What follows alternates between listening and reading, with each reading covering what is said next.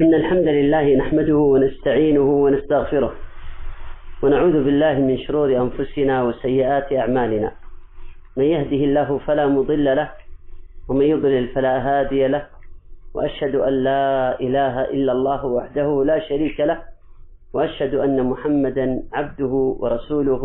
أما بعد، فأسأل الله الذي لا إله إلا هو أن يحيينا جميعا على التوحيد والسنة، وأن يميتنا على ذلك، وأن نلقى الله راضيا عنا وهو أرحم الراحمين. نعم. الحمد لله رب العالمين، وأشهد أن لا إله إلا الله وحده لا شريك له، وأشهد أن محمدا عبده ورسوله صلى الله وسلم عليه وعلى آله وأصحابه أجمعين. റബ്ബ് സുബ്ഹാനഹു വ തആല നമ്മളെല്ലാവരെയും തൗഹീദിലും സുന്നത്തിലുമായി ജീവിപ്പിക്കുകയും അതിലായി മരിപ്പിക്കുകയും അള്ളാഹുവിനെ തൃപ്തിപ്പെടുന്ന നിലയിൽ, അള്ളാഹു നമ്മെ തൃപ്തിപ്പെടുന്ന നിലയിൽ അവനെ കണ്ടുമുട്ടാൻ റബ്ബ് നമുക്ക് തൗഫീഖ് ചെയ്യുകയും ചെയ്യുമാറാകട്ടെ.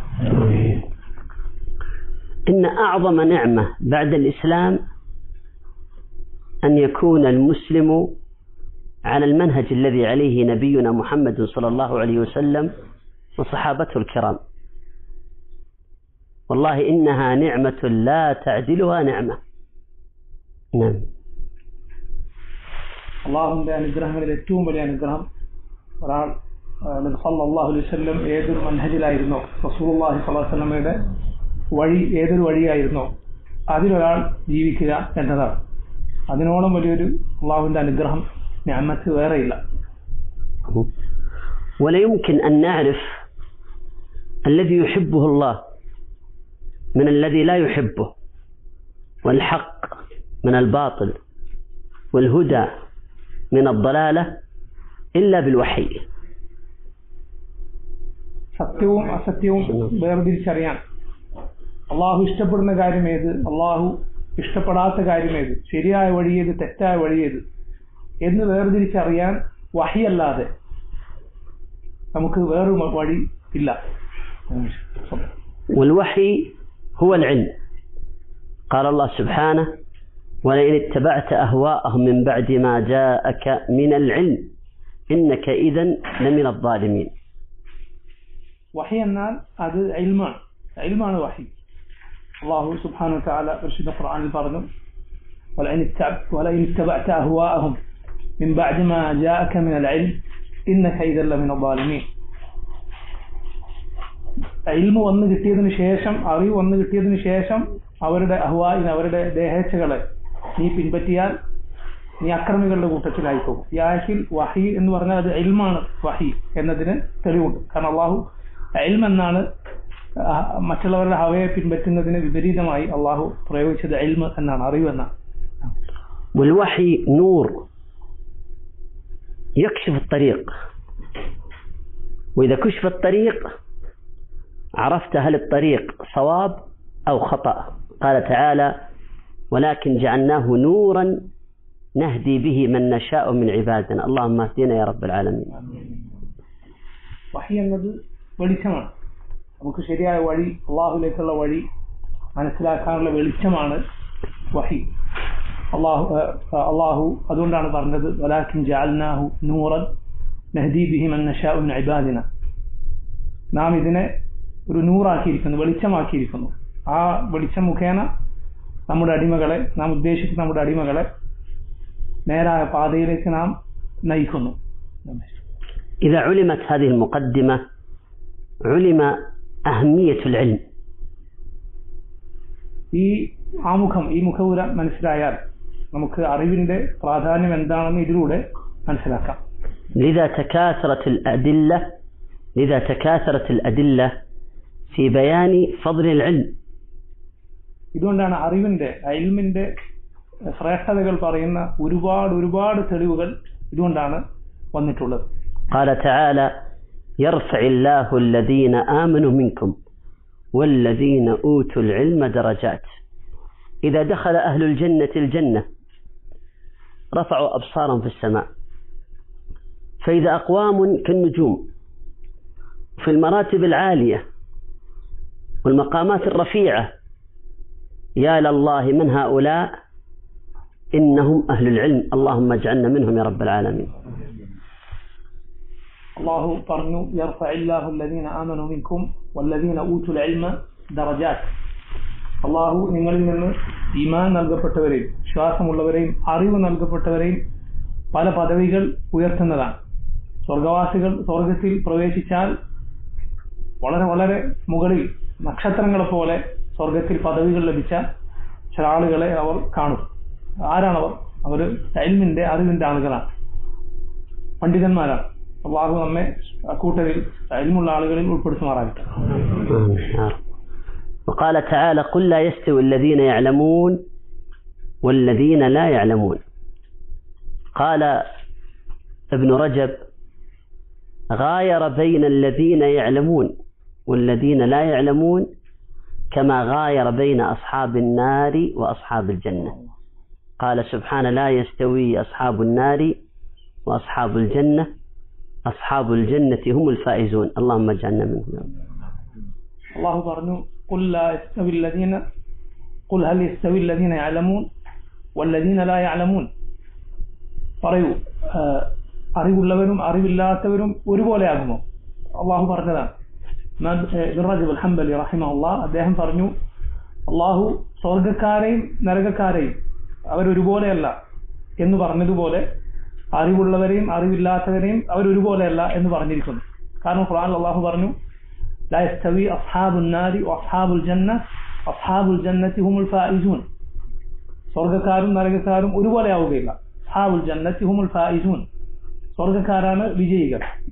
ഈ ആയത്തിൽ പറഞ്ഞതുപോലെ സ്വർഗക്കാരെയും നരകക്കാരെയും അള്ളാഹു അവർ രണ്ടു കൂട്ടർ ഒരുപോലെയല്ല എന്ന് പറഞ്ഞതുപോലെയാണ് അള്ളാഹു അറിവുള്ളവരെയും അറിവില്ലാത്തവരെയും അവർ രണ്ടു കൂട്ടർ ഒരുപോലെയല്ല എന്ന് പറഞ്ഞത്. അള്ളാഹു സ്വർഗക്കാരിൽ അറിവുള്ളവരെ നമ്മൾ ഉൾപ്പെടുത്തുമാറാകട്ടെ.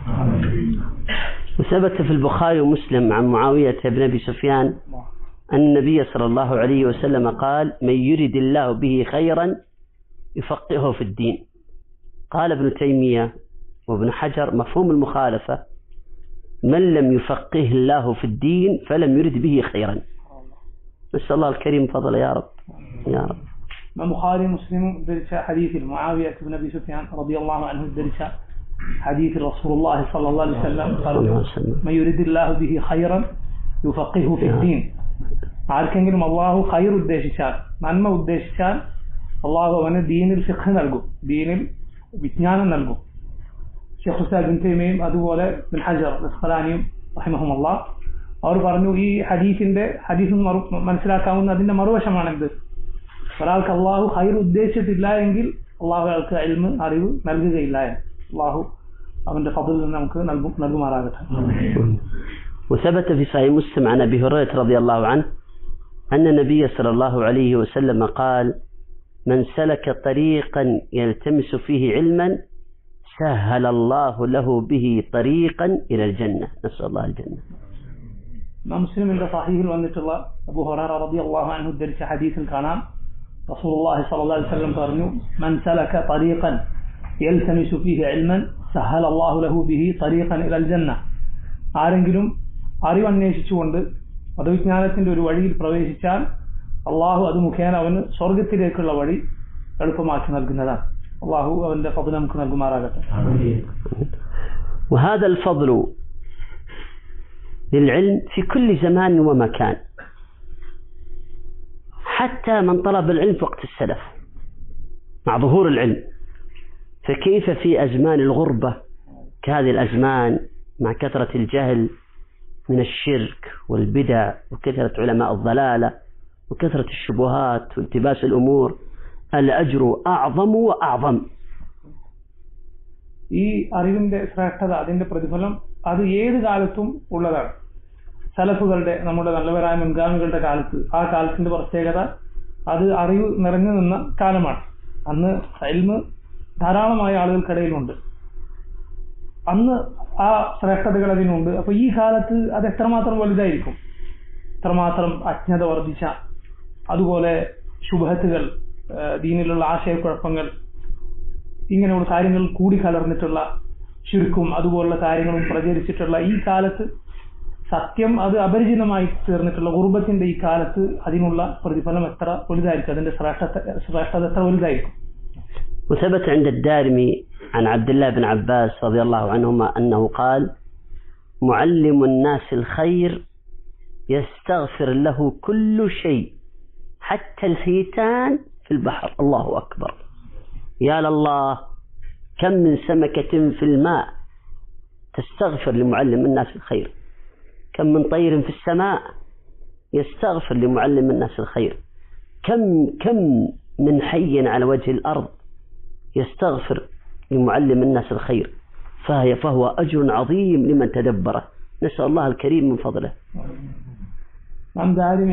ابن عباس رضي الله عنه ഉദ്ധരിച്ച ഒരു അസറിൽ കാണാം, ഇബ്നു അബ്ബാസ് റളിയല്ലാഹു അൻഹു പറഞ്ഞു, ജനങ്ങൾക്ക് ഖൈർ പഠിപ്പിച്ചു കൊടുക്കുന്ന ആൾക്ക് വേണ്ടി കടലിനടിയിലെ മത്സ്യങ്ങൾ വരെ ഇസ്തിഗ്ഫാർ നടത്തും, പാപമോചനത്തിന് തേടും. ആലോചിച്ച് നോക്കി, എത്ര കടലിലെ മത്സ്യങ്ങളും ആകാശത്ത് പറക്കുന്ന പറവകളും ജന്തുക്കളും ഒക്കെയാണ് ജനങ്ങൾക്ക് ഖൈർ പഠിപ്പിച്ചു കൊടുക്കുക, നന്മ പഠിപ്പിച്ചു കൊടുക്കുന്ന ആൾക്ക് വേണ്ടി പാപമോചനം തേടുന്നത്. എത്രയായിരിക്കും അതിന്റെ ശ്രേഷ്ഠത എന്ന് ചിന്തിച്ചു നോക്കും. وروى أبو عثمان الصابوني في كتاب عقيدة السلف أصحاب الحديث عن الزهري أنه قال: تعليم السنة خير من عبادة 200 سنة. نسأل الله الكريم فضله. وروى أبو عثمان الصابوني في كتاب عقيدة السلف أصحاب الحديث عن الزهري أنه قال: تعليم سنة خير من عبادة 200 سنة. അബൂ ഉസ്മാൻ അസ്സാബൂനി റഹിമഹുല്ലാ ഇമാം സുഹരിയിൽ നിന്ന് ഉദ്ധരിച്ച ഒരു അസറിൽ നമുക്ക് കാണാം. ഇമാം സുഹരി താബിഈയാണ്. അദ്ദേഹം പറഞ്ഞു, ജനങ്ങൾക്ക് സുന്നത്ത് പഠിപ്പിച്ചു കൊടുക്കുക എന്നത് 200 വർഷങ്ങൾ ഇബാദത്ത് ചെയ്യുന്നതിനേക്കാൾ, അള്ളാഹുവിനെ ഇബാദത്ത് ചെയ്യുന്നതിനേക്കാൾ ശ്രേഷ്ഠകരമായ കാര്യമാണ്. إذا تبين هذا فإن بالعلم يميز الحق من الباطل. بالعلم تعرف أهل الحق من أهل الباطل. بالعلم تعرف أهل السنة من أهل البدعة. بالعلم تعرف المصيب من المخطئ. بالعلم تعرف المستقيم من الغالي والجافي. അറിവുകൊണ്ടാണ് നമുക്ക് സത്യവും അസത്യവും വേർതിരിക്കാൻ കഴിയുക, സുന്നത്തും ബിദ്അത്തും തമ്മിൽ വേർതിരിക്കാൻ കഴിയുക. അതുപോലെ ആരാണ് ശരിയുടെ ഭാഗത്തുള്ളത്, ആരാണ് തെറ്റിന്റെ ഭാഗത്തുള്ളത് എന്നത് വേർതിരിക്കാൻ കഴിയുക, ആരാണ് ശരിയായ വഴിയിൽ നിലകൊള്ളുന്നത്, ആരാണ് അതിരുവിട്ടവർ എന്നൊക്കെ മനസ്സിലാക്കാൻ സാധിക്കുക അറിവുകൊണ്ട് മാത്രമാണ്. وقد أخبرنا محمد صلى الله عليه وسلم أنه في آخر الزمان يضل أكثر المسلمين ويكون على بدع وضلالة إلا طائفة واحدة، ولا يمكن نعرف هذه الطائفة وأن نعرف علامات هذه الطائفة إلا بالعلم. റസൂലുള്ളാഹി സ്വല്ലല്ലാഹു അലൈഹി വസല്ലം അവസാന കാലത്ത് മുസ്ലിമീങ്ങളിൽ ബഹുഭൂരിപക്ഷവും പഴച്ചു പോകും, അവർ ബിദ്അത്തുകളിൽ അകപ്പെടും എന്ന് നമുക്ക് താക്കീത് നൽകിയിട്ടുണ്ട്. അവരിൽ ഒരു വിഭാഗം ഒഴികെ അവരാരാണ് എന്ന് നമുക്ക് മനസ്സിലാക്കാൻ അറിവുകൊണ്ടല്ലാതെ സാധിക്കുകയില്ല.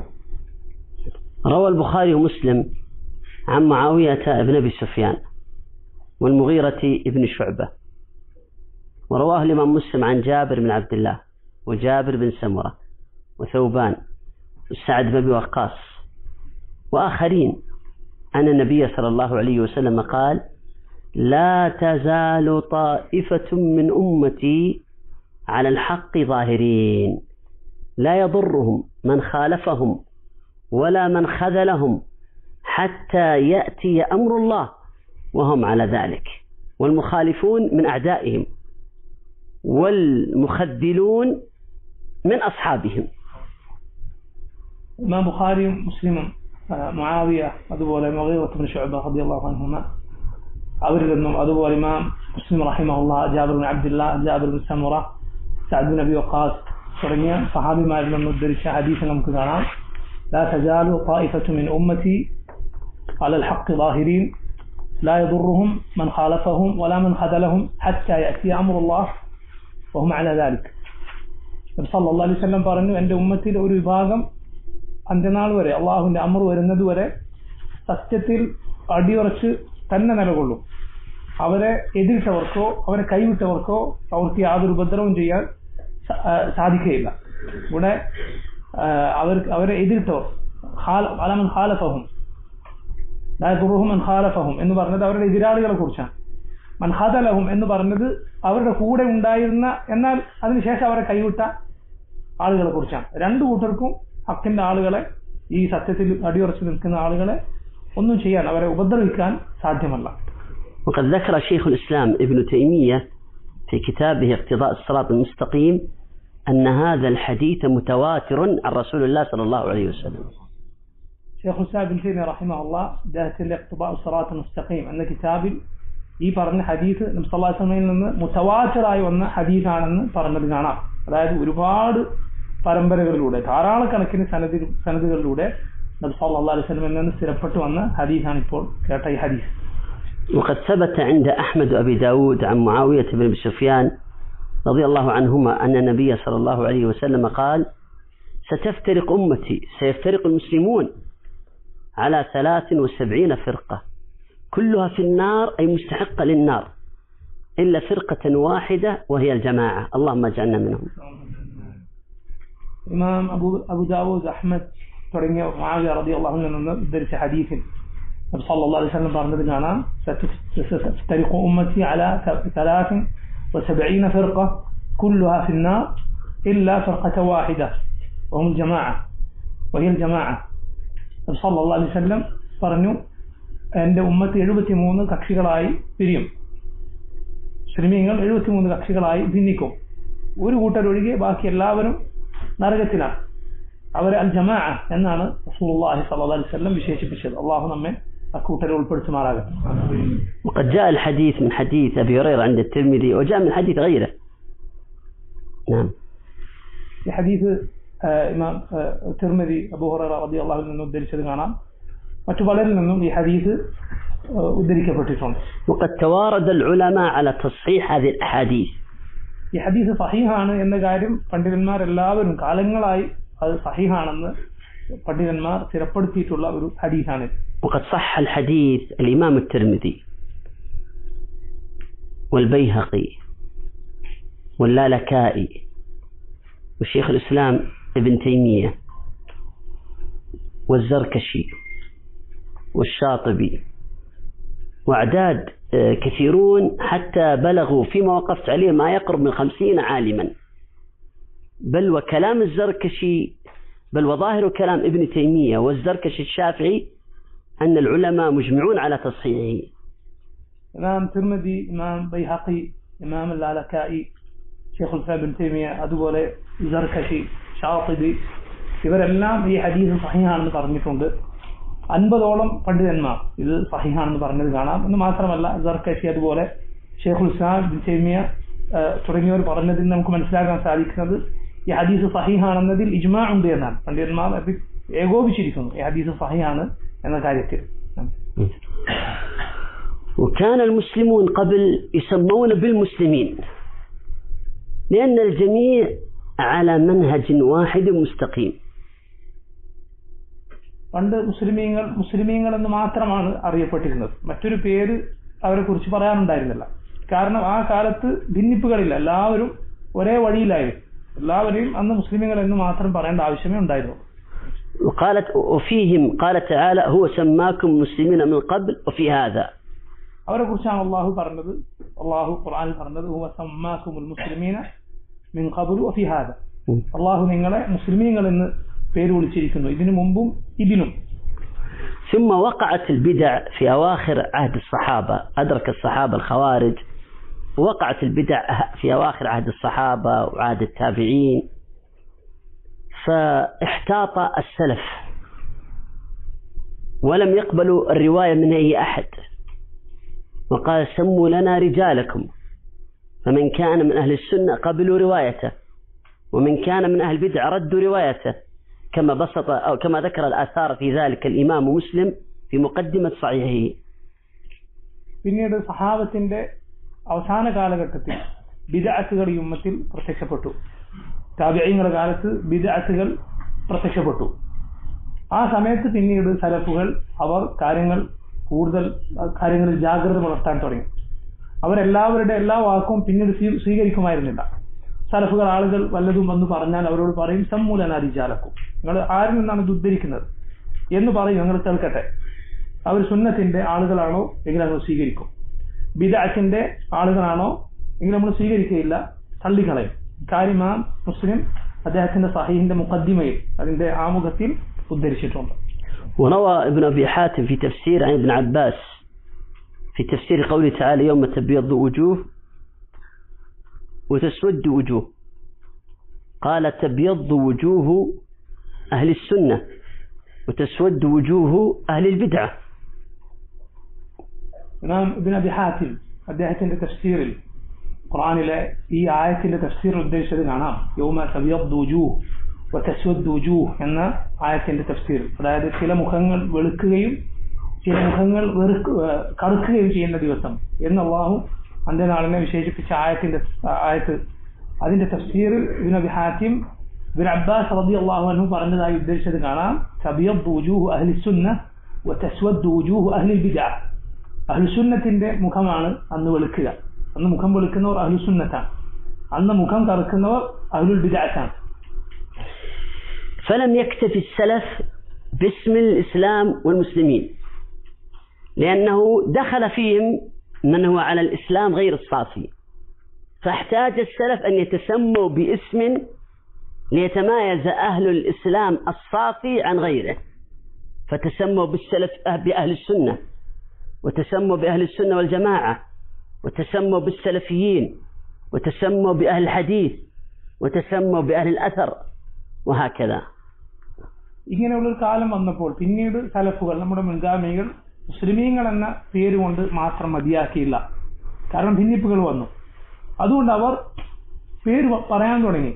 നമ്മൾ അഹ്ലുസുന്നത്താണ് എന്ന് പറയാൻ തുടങ്ങി. അല്ലെങ്കിൽ അഹ്ലുസുന്ന വൽ ജമാഅ, അഹ്ലുൽ അസർ, സലഫികൾ എന്നിങ്ങനെയുള്ള പേരുകൾ മുൻഗാമികൾ തന്നെ അവർ പറഞ്ഞു തുടങ്ങി. ഈ ഭിന്നിപ്പുകൾ ഇസ്ലാമിക സമൂഹത്തിൽ ഉണ്ടായതിനു ശേഷം അഹ്ലുസുന്നത്തിനെ മറ്റുള്ളവരിൽ നിന്ന് വേർതിരിക്കാൻ വേണ്ടി. وأعظم صفة وعلامة وأمارة يتميز بها أهل السنة السلفيون عن غيرهم أنهم يفهمون الكتاب والسنة بفهم السلف. كثير من المسلمين يدعو إلى الرجوع إلى الكتاب والسنة ثم يخالف في فهم الكتاب والسنة، ولا يمكن يضبط هذا إلا أن يرجع الناس إلى فهم السلف للكتاب والسنة، فلا بد من كتاب والسنة على فهم سلف الأمة. نعم. أهل السنة ഏറ്റവും പ്രധാനപ്പെട്ട അടയാളം, അവരുടെ ഏറ്റവും വലിയ വിശേഷണം എന്ന് പറയുന്നത് അവർ ഖുർആനും സുന്നത്തും ഈ ഉമ്മത്തിലെ സലഫ്, ഈ ഉമ്മത്തിലെ മുൻഗാമികൾ എങ്ങനെ മനസ്സിലാക്കിയോ അങ്ങനെ മനസ്സിലാക്കുന്നു എന്നതാണ്. അതല്ല എങ്കിൽ മുസ്ലിമീങ്ങൾ ഒരുപാട് പേർ ഖുർആനിലേക്കും സുന്നത്തിലേക്കും ജനങ്ങൾ ക്ഷണിക്കുന്നുണ്ട്, ഖുർആനിലേക്കും സുന്നത്തിലേക്കും. പക്ഷേ അത് മനസ്സിലാക്കുന്നിടത്ത് അവർ മുൻഗാമികളുടെ വഴി സ്വീകരിച്ചിട്ടില്ല. അതുകൊണ്ട് ഏറ്റവും പ്രധാനപ്പെട്ട കാര്യം അത് ഖുർആനും സുന്നത്തും മുൻഗാമികൾ സലഫ് എങ്ങനെ മനസ്സിലാക്കിയോ അങ്ങനെ മനസ്സിലാക്കണം എന്നതാണ്. روى الآجري عن الأوزاعي أنه قال عليك بآثار من سلف وإن رفضك الناس، وإياك وآراء الرجال وإن زخرفوه لك بالقول، فتأمل كيف أمر بالرجوع إلى ما عليه السلف. نعم. إمام الآجري إمام الأوزاعي لما أدرس കാണാം. അദ്ദേഹം പറഞ്ഞു عليك بآثار السلف وإن رفضك الناس.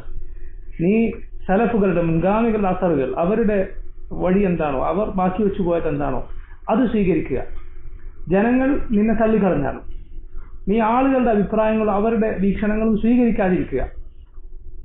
ആളുകൾ അവരുടെ വാക്കുകൊണ്ട് അതിനെ ഭംഗി കൂട്ടി അലങ്കരിച്ച് പഠിപ്പിച്ചെന്നാലും പിൽക്കാലത്തുണ്ടായ ജനങ്ങളുടെ അഭിപ്രായങ്ങളും വീക്ഷണങ്ങളും നീ സ്വീകരിക്കാതിരിക്കുക, അത് നീ തള്ളിക്കളയും.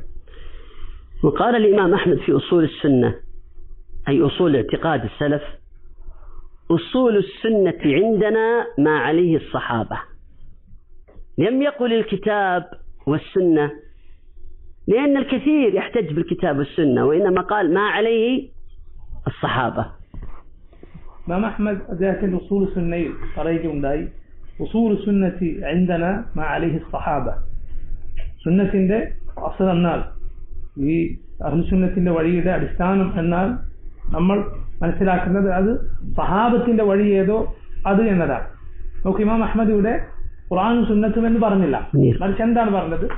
സഹാബത്തിന്റെ വഴി എന്നാണ് പറഞ്ഞത്. കാരണം ആ വഴിക്കാണ് ഖുർആൻ സുന്നത്ത് നമ്മൾ മനസ്സിലാക്കുന്നത്. وقال شيخ الإسلام ابن تيمية في كتابه اقتضاء الصراط المستقيم: إنما المتبع في إثبات أحكام الله كتاب الله وسنة النبي صلى الله عليه وسلم، وسبيل السابقين أو الأولين كتاب الله وسنة النبي صلى الله عليه وسلم وسبيل السابقين أو الأولين.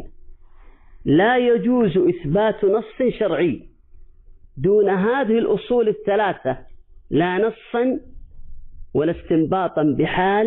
انتهى كلامه رحمه الله.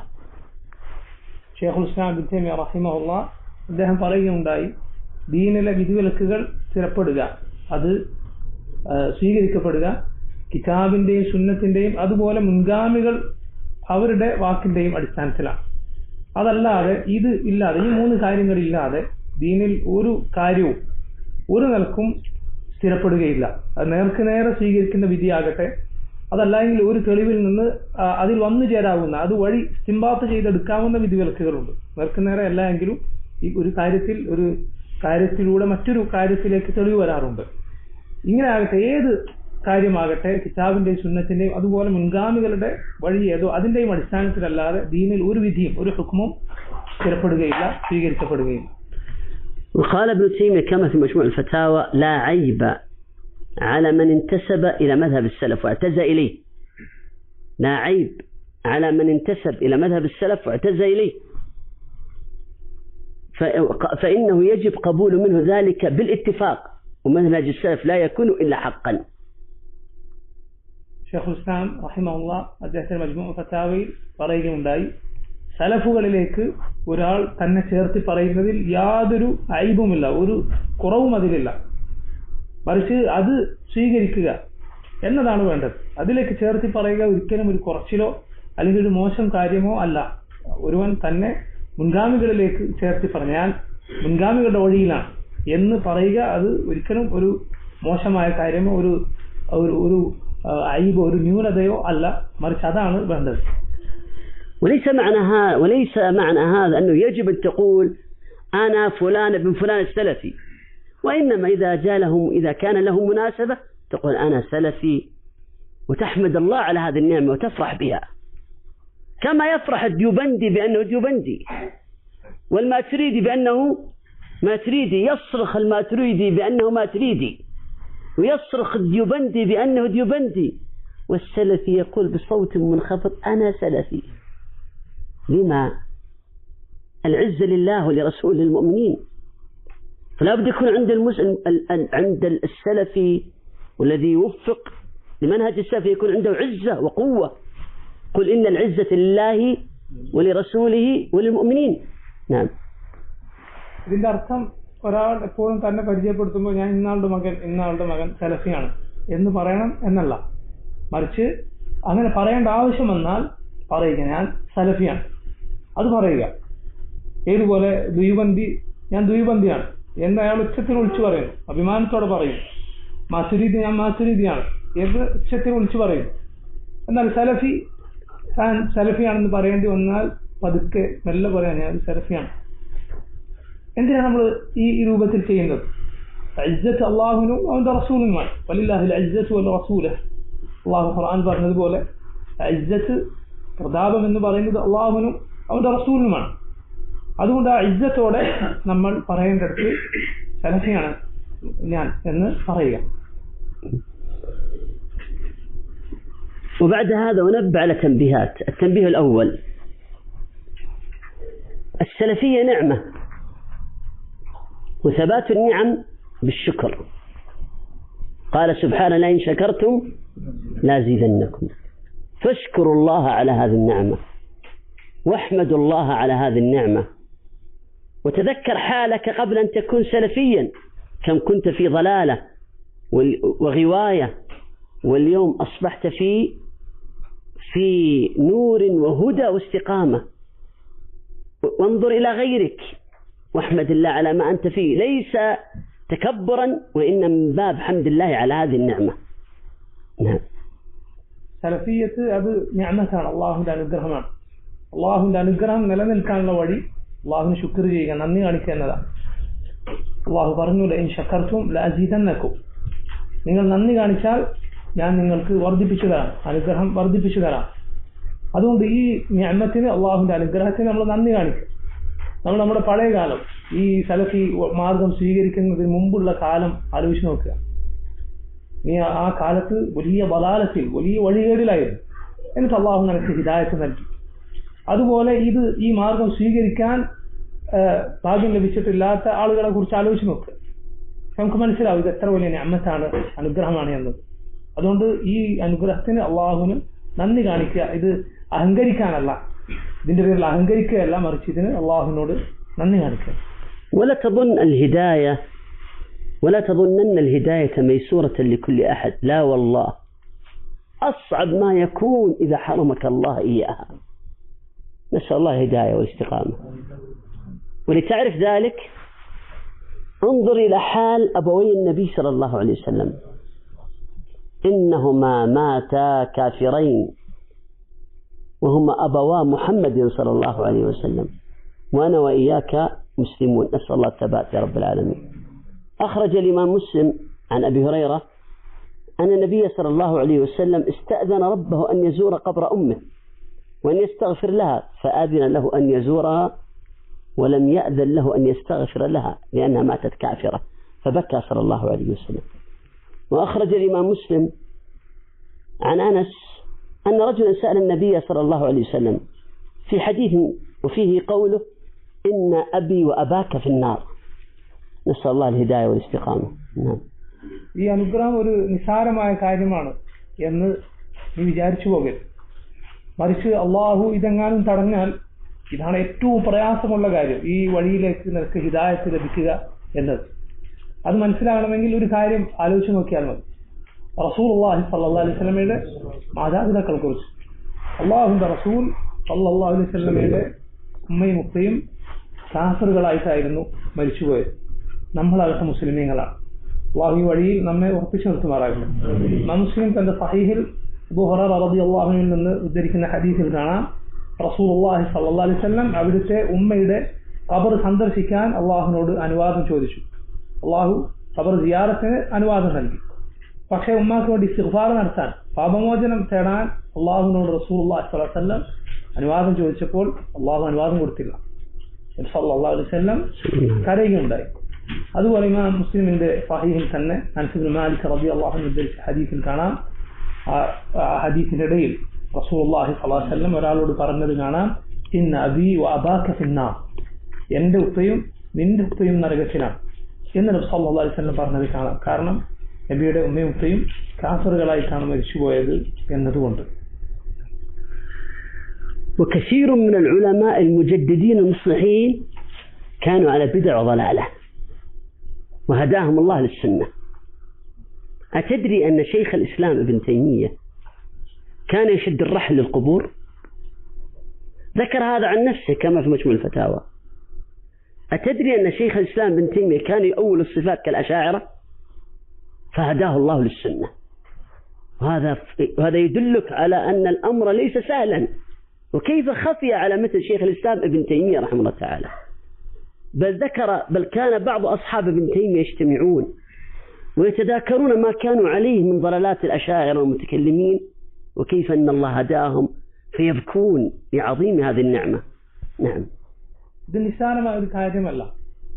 നിങ്ങൾ നോക്കൂ, ഈ ഉമ്മത്തിലെ മുജദ്ദിദുകളായ, ഉമ്മത്തിനെ പടികേടുകളിൽ നിന്ന് നന്മകളിലേക്ക് നയിച്ച, അവരെ പഴയ ഇസ്ലാമിലേക്ക് കൊണ്ടുപോയ വലിയ വലിയ പണ്ഡിതന്മാർ പോലും ആദ്യകാലത്ത് വഴികേടിലായിരുന്നു, ബിദ്അത്തുകളിലായിരുന്നു. എന്തിന് ശൈഖുൽ ഇസ്ലാം ഇബ്നു തൈമിയ്യ റഹിമഹുല്ലാഹ് അദ്ദേഹം മജ്മുഉൽ ഫതാവയിൽ ശൈഖുൽ ഇസ്ലാം അവിടുത്തെ കുറിച്ച് തന്നെ പറഞ്ഞതുപോലെ, ഇബ്നു തൈമിയ്യ ഖബറുകളിലേക്ക് പാടില്ലാത്ത ദീർഘയാത്ര, പ്രവാചകന്റെ ഹദീസിൽ വിലക്ക് വന്നിട്ടുള്ളതാണല്ലോ, ഖബറുകൾ ഉദ്ദേശിച്ച് ദീർഘയാത്ര പോവുക എന്നത്. 3 മസ്ജിദുകൾക്ക് അല്ലാതെ ദീർഘയാത്ര പുണ്യപ്രതീക്ഷ പോകാൻ പാടില്ല എന്ന ഹദീസ് വന്നതുപോലെ ശൈഖുൽ ഇസ്ലാം ഖബറുകളിലേക്ക് ഇങ്ങനെ പോയ ആളായിരുന്നു. അതുപോലെ അശാരികളെ പോലെ അള്ളാഹുവിന്റെ സിഫത്തുകളെ, അള്ളാഹുവിന്റെ വിശേഷണങ്ങളെ അതിന്റെ നേർക്കുനേരെയുള്ള അർത്ഥത്തിൽ മനസ്സിലാക്കാതെ വ്യാഖ്യാനിക്കുന്ന അശ്അരികളുടെ വാദത്തിലായിരുന്നു ആദ്യകാലത്ത് ഷെയ്ഖുൽ ഇസ്ലാം ഇബ്നു തൈമിയ്യ റഹിമഹുല്ലാഹ്. എന്നിട്ട് അള്ളാഹു ഈ വഴിയിലേക്ക് അദ്ദേഹത്തെ നയിച്ചു. നിങ്ങൾ ചിന്തിച്ചു നോക്കൂ, ഇബ്നു തൈമിയ്യ പോലെ ഒരാൾ ഇങ്ങനെ ഒരു വഴിയിൽ ആദ്യം ജീവിക്കുക എന്ന് പറഞ്ഞാൽ അത് മാത്രം ചിന്തിച്ചാൽ മനസ്സിലാവും. ഇത് നിസാരമായ കാര്യമല്ല. ഈ സത്യത്തിലേക്ക് അള്ളാഹു നമ്മെ വഴി നടത്തുക എന്നത് നിസാരമായ കാര്യമല്ല. അതുകൂടാതെ ഷെയ്ഖുൽ ഇസ്ലാം ഇബ്നു തൈമിയ്യയുടെ അദ്ദേഹത്തിന്റെ അദ്ദേഹത്തിന്റെ കൂടെ ഉണ്ടായിരുന്ന ആളുകളും ശിഷ്യന്മാരും മറ്റും അവർ തമ്മിലിരുന്ന് സംസാരിക്കാറുണ്ടായിരുന്നു. പഴയ കാലത്ത് അവരുണ്ടായിരുന്ന വഴികേടിന്റെ വിദഅത്തുകളുടെ അവസ്ഥയെക്കുറിച്ച്, എന്നിട്ട് അള്ളാഹു അവർക്ക് ഹിദായത്ത് നൽകിയതിനെ കുറിച്ച് അവരത് പറയുകയും എന്നിട്ട് കരയുകയും ചെയ്യുമായിരുന്നു. أتدري أن شيخ الإسلام محمد بن عبد الوهاب كان يقوم بالشرك في الألوهية، كان يشرك بالله في الألوهية إلى أن هداه الله. وكان وأبوه كان عالما، وكان وجده كان أعلم أهل نجد، كان عندهم من الشركيات والضلالات والبدع الكثيرة، لكن الله اختص هذا الإمام وهداه. هذا يدلك على أن الأمر صعب للغاية، فاحمد الله على هذه النعمة. وقال عن نفسه: أتحدى أن تذكروا عن عالم واحد في العارض الرياض وما حولها، عن عالم واحد كان على التوحيد ثم هداه الله برحمته وكرمه. يدلك على أن الأمر صعب. نسأل الله الهداية والاستقامة يا رب. ഷെയ്ഖുൽ ഇസ്ലാം മുഹമ്മദ് ബിൻ അബ്ദുൽ വഹാബ് റഹിമഹുല്ലാഹ് അദ്ദേഹം ആദ്യകാലത്ത് ഉലൂഹിയ്യത്തിൽ ശിർക്ക് സംഭവിച്ച, അള്ളാഹുവിൽ പങ്കു ചേർത്തിരുന്ന ആളായിരുന്നു. സുബ്ഹാനല്ലാഹ്. അതുപോലെ അദ്ദേഹത്തിന്റെ പിതാവ്, അദ്ദേഹം പണ്ഡിതനായിരുന്നു. അദ്ദേഹത്തിന്റെ പിതാമഹൻ, അദ്ദേഹം നജ്ദിലെ ഏറ്റവും വലിയ പണ്ഡിതനായിരുന്നു. അവർ ഉലൂഹിയ്യത്തിൽ ശിർക്ക് സംഭവിച്ചിരുന്ന, അങ്ങനെയുള്ള ശിർക്കിന്റെ വിശ്വാസത്തിൽ ഉണ്ടായിരുന്ന ആളായിരുന്നു. അദ്ദേഹം പറയുകയുണ്ടായിട്ടുണ്ട്, ആറുദിൽ അഥവാ ഈ റിയാദും അതിന് ചുറ്റുമുള്ള സ്ഥലവുമാണ്, അവിടെ ഇതല്ലാത്ത വിശ്വാസത്തിൽ ഉണ്ടായിരുന്ന ഒരാളെ കാണിച്ചു തരാൻ സാധിക്കുമോ എന്ന് പറഞ്ഞിട്ടുണ്ടായി. ഇത് ചിന്തിച്ചാൽ നമുക്ക് മനസ്സിലാവും, ഇത് കാര്യം നിസ്സാരമല്ല. അള്ളാഹു ഈ വഴിയിലേക്ക് നമ്മെ നയിച്ചു എന്നത് ഒരിക്കലും നിസ്സാരമായ കാര്യമല്ല. അള്ളാഹു എളുപ്പമാക്കിയില്ലെങ്കിൽ ഏറ്റവും പ്രയാസമുള്ള കാര്യമാണ്. التنبيه الثاني من شكر نعمة السنة والسلفية ألا تأخذ العلم إلا عن الموثوقين. روى الإمام مسلم في مقدمة عن محمد بن سيرين أنه قال: إن هذا العلم دين، إن هذا العلم دين، فانظروا عمن تأخذون دينكم. وما أكثر الذين يخطئون ويأخذون الدين من اليوتيوب ومن رسائل تأتي من المجاهيل، بل بعضهم أطم وأسوأ، يأخذ العلم من بعض المبتدع وهو يعلم أنه مبتدع، ويأخذ العلم من بعض الضلالة سواء كان صوفيا أو إخوانيا أو تبليغيا أو سروريا أو أشعريا وهو يعلم أنه على ضلالة. قد يزيغه الله، والله قد يزيغه الله ويحرمه هذه النعمة بعدم شكره لها وأن يأخذها من أي أحد. ووالله وتالله وبالله ما أكثر الذين انحرفوا عن السنة بسبب هذا. نسأل الله الهداية والاستقامة. അള്ളാഹു നമ്മെ ഈ വഴിയിലേക്ക് നടത്തി, ഈ ഹിദായത്ത് അള്ളാഹു നമുക്ക് നൽകി എന്നതിനുള്ള ശുക്റിന്റെ ഭാഗമാണ്, അള്ളാഹുവിന് കാണിക്കുന്ന നന്ദിയുടെ ഭാഗമാണ്, നിർബന്ധമായ ശുക്റിന്റെ ഭാഗമാണ് നമ്മൾ നമുക്ക് സത്യത്തിന്റെ ആളുകളാണ് എന്ന് ബോധ്യമുള്ളവരിൽ നിന്ന് മാത്രം ദീൻ സ്വീകരിക്കുക, പഠിക്കുക എന്നത്. മുസ്ലിം തന്റെ സഹീഹിന്റെ മുഖദ്ദിമയിൽ മുഹമ്മദ് ബിൻ സീരീൻ എന്ന താബിഈൽ നിന്ന് ഉദ്ധരിച്ച അദ്ദേഹത്തിന്റെ വാക്യം നമുക്ക് കാണാം: ഇന്ന ഹാദൽ ഇൽമ ദീനുൻ ഫൻദുറു അമ്മൻ തഅഖുദൂന ദീനകും. ഈ ഇൽമ എന്ന് പറയുന്നത് ദീനാണ്, നിങ്ങൾ ഈ പഠിക്കുന്ന അറിവ് ഇത് ദീനാണ്. അതുകൊണ്ട് ആരിൽ നിന്നത് നിങ്ങൾ സ്വീകരിക്കുന്നു എന്ന് നിങ്ങൾ നോക്കുക, നിങ്ങൾ ശ്രദ്ധിക്കുക. നോക്കൂ, ഇന്ന ആളുകൾ യൂട്യൂബിൽ നിന്ന്, അതുപോലെ അവർക്ക് വന്നു കിട്ടുന്ന മെസ്സേജുകളിൽ നിന്നും മറ്റും ആരെന്നറിയാത്ത, എന്താണ് സ്ഥിതി എന്നറിയാത്ത ആളുകളിൽ നിന്ന് ദീൻ കേൾക്കുന്നു, അറിവ് സ്വീകരിക്കുന്നു. അല്ല, അതിനേക്കാൾ അങ്ങേറ്റം മോശമാണ് ബിദ്അത്തിന്റെ ആളാണ് എന്ന് അറിവുള്ള ഒരു ഇഖ്വാനിയോ അല്ലെങ്കിൽ സുറൂരിയോ അശ്അരിയോ ഇങ്ങനെയൊക്കെയുള്ള ബിദ്അത്തിന്റെ ആളുകളാണ് എന്ന് അവനറിയാം, എന്നിട്ട് അറിവുണ്ടായിട്ടും അങ്ങനെയുള്ള ആളുകളിൽ നിന്ന് കേൾക്കാൻ, അവരുടെ സംസാരം കേൾക്കാൻ, അവരിൽ നിന്ന് അറിവ് സ്വീകരിക്കാൻ ചില ആളുകൾ അങ്ങനെ ചെയ്യുന്നു എന്നത് വളരെ വളരെ അപകടമാണ്. അള്ളാഹുവാണ്. അള്ളാഹി ഇങ്ങനെ ഈ കാര്യം കൊണ്ട്, ഈ അള്ളാഹുവിന്റെ നിഅമത്തിന് നന്ദി കാണിച്ചില്ല എന്നതുകൊണ്ട്, ഈ കാരണം കൊണ്ട് അള്ളാഹു നമ്മുടെ ഹിദായത്ത് എടുത്ത് നീക്കിയേക്കാം, നമ്മെ അള്ളാഹു വഴികേടിലാക്കിയേക്കാം. എത്രയോ ആളുകൾക്ക് അങ്ങനെ സംഭവിച്ചിട്ടുണ്ട്. അവർ ഇങ്ങനെ നോക്കാതെ ആരെന്നറിയാത്ത അല്ലെങ്കിൽ പഴച്ച കക്ഷികളിൽ നിന്ന് കേൾക്കാനും അയക്കാനും പഠിക്കാനും ഒക്കെ നിന്നുകൊടുത്തു എന്നതുകൊണ്ട് ഹിദായത്ത് നഷ്ടപ്പെട്ട വഴികേടിലായ എത്രയോ ആളുകളുണ്ട്. അല്ലാഹു നമ്മെ കാത്തിരക്ഷിക്കുമാറാകട്ടെ. وبعض الناس يزيد السوء سوءا، وذلك أنه لا يكتفي بأخذ العلم من المجاهيل وأسوأ منهم من السيئين، بل ينشره إما بالفيسبوك أو برسائل الواتساب أو بغير ذلك.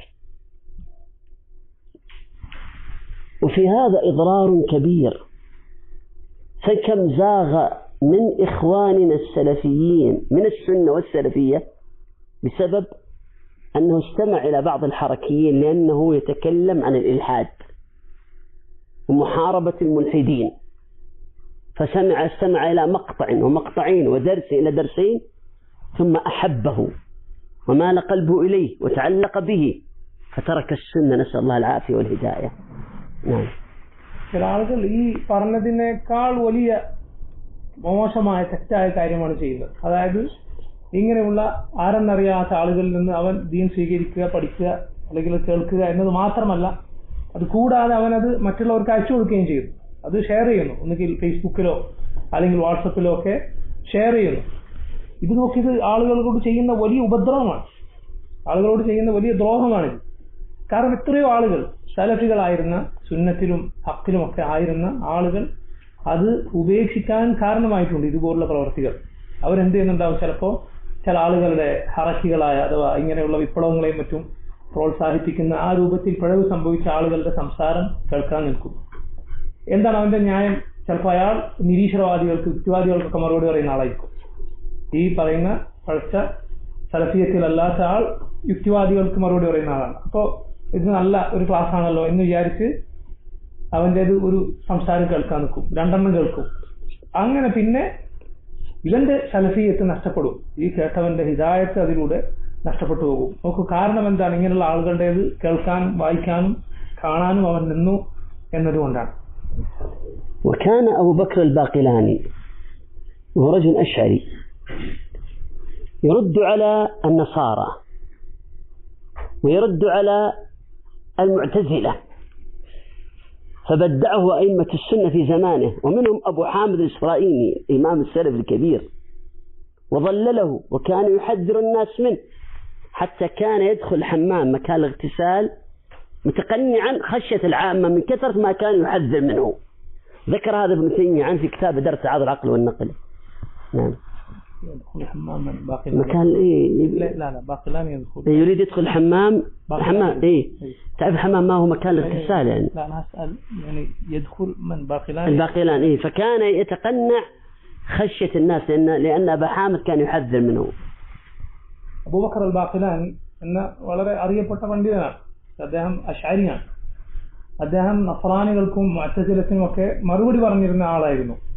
എന്നാൽ അദ്ദേഹത്തിന്റെ കാലത്തെ അഹ്ലുസുന്നത്തിന്റെ പണ്ഡിതന്മാർ, അബൂ ഹാമിദിനെ പോലെയുള്ള പണ്ഡിതന്മാർ അദ്ദേഹത്തിന് മറുപടി പറഞ്ഞു. അദ്ദേഹത്തിൽ നിന്ന് ജനങ്ങളെ താക്കീത് ചെയ്തു. അയാളുടെ പക്കൽ നിന്ന് അദ്ദേഹത്തിൽ നിന്ന് അറിവ് സ്വീകരിക്കരുത് എന്ന് പറഞ്ഞു. അങ്ങനെ എത്രത്തോളം ഇദ്ദേഹം ബാഖിലാനി കുളിസ്ഥലത്തേക്ക്, ജനങ്ങൾ കുളിക്കുന്ന സ്ഥലത്തേക്ക് കുളിക്കാൻ വേണ്ടി കയറുമ്പോൾ അദ്ദേഹം വസ്ത്രം കൊണ്ട് മുഖം മറച്ചിട്ട് കയറുമായിരുന്നു.